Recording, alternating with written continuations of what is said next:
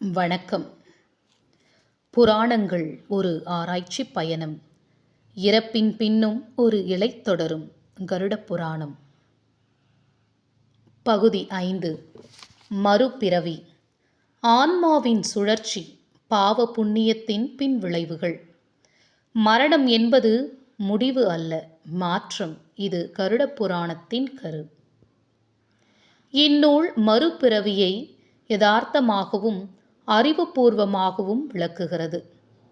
நாம் என்ன செய்கிறோமோ அதற்கேற்ப நாம் யார் ஆகிறோம் என்பதே இதன் மையமாகும். மறுபிறவி என்றால் என்ன?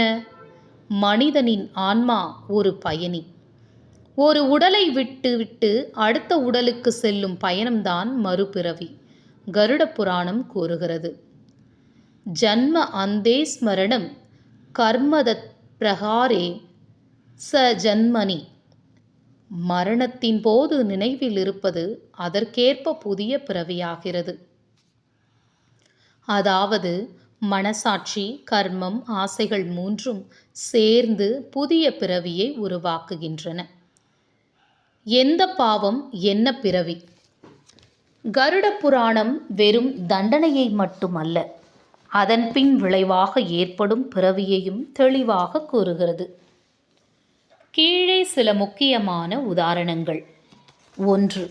வஞ்சகர் பூச்சி பிறவி. பிறரை ஏமாற்றியவன் உறவுகள் இல்லாத பூச்சியாக பிறக்கிறான்.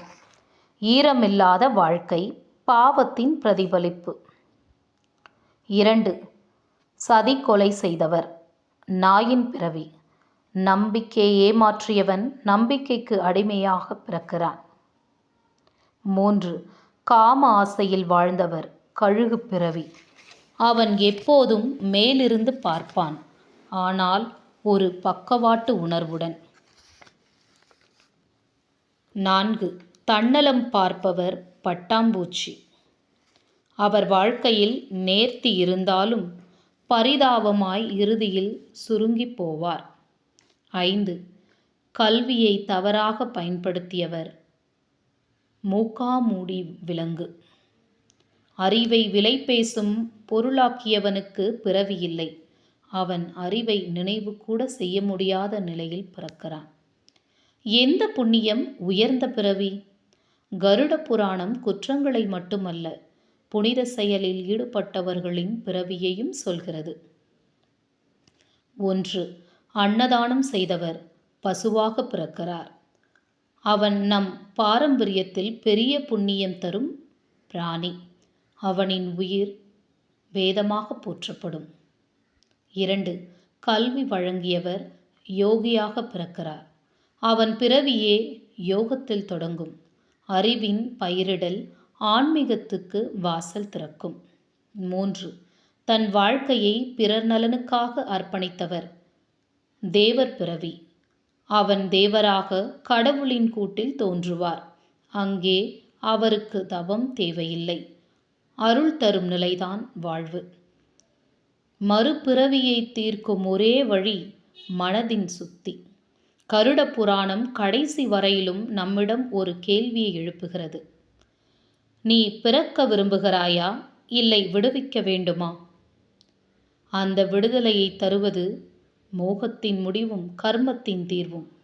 அதற்காக மனம் சுத்தமாக இருக்க வேண்டும். செயல்கள் தாயின் கரத்தை போல் தூய்மையாக இருக்க வேண்டும். நம்மால் ஏற்பட்ட அனைவரின் கண்ணீரும் நமக்கு பிறவியாக வராது என உறுதிப்படுத்த வேண்டும். முடிவுரை. பிறவிகள் ஒரு அத்தியாயம், ஆன்மா ஒரு நூலகம். நம்மால் எழுதப்பட்ட ஒவ்வொரு அத்தியாயமும், நமக்காக உருவாகும் ஒவ்வொரு பிறவியும் நாம் அனுபவிக்க வேண்டிய சிந்தனையின் நூலகத்தில் ஒரு பக்கம். கருடப் புராணம் அந்த நூலகத்தில் கடைசி பக்கம் எழுதும் அனுமதியையே நமக்கு தருகிறது.